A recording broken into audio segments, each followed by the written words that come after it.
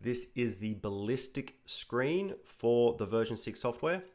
So this is where you connect two units together. So downrange, you'll have a NateChrony Extreme Ballistic. Uprange, you can have either an Extreme Ballistic or a NateChrony SteadyShot.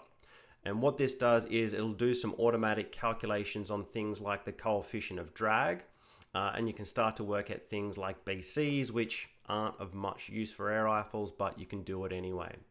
So at the very, very top, so this is on the SteadyShot unit, and we're actually reading results from the downstream unit, which is the Extreme Ballistic here. So you have the speed of the last shot on the local, you'll have the speed of the last shot on the remote unit, currently configured pellet weight, the number of shots in the current string, and a description. You can clear all of the shots or the last shot. Here we see the table. So we've got the speed of the shot at the local, which is a steady shot.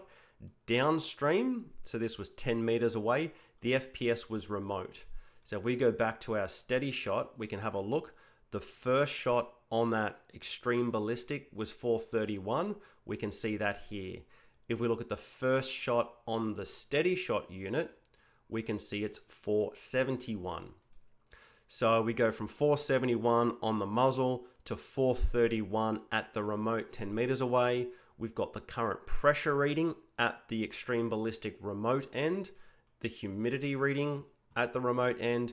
We then calculate the coefficient of drag on that pellet, given the difference of speeds, the inputted temperature, the inputted distance, and the observed pressure and humidity. We also have the errors.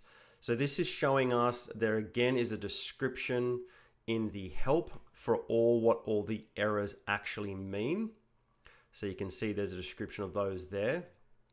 You will get either local errors. If you've got two Extreme Ballistic units, you can see here we had a local parallel error, sensor 2 and sensor 8. So we weren't shooting directly down it. The ballistic was actually off to the side. We got the second sensor on the first row and then the 8th. So we weren't shooting perpendicular through the actual axis of the chronograph. I had it slightly to the side to generate that error. So this is the screen locally on the unit. We can see on the SteadyShot, the remote unit had that parallel error of 2.8. You will also potentially get local errors, local perpendicular, local detection. You can also get remote perpendicular and remote detection errors. That'll help you identify any calibration issues or whether or not there's things happening with, things like pellet instability as well. So you've got your coefficient of drag, automatically everything worked out.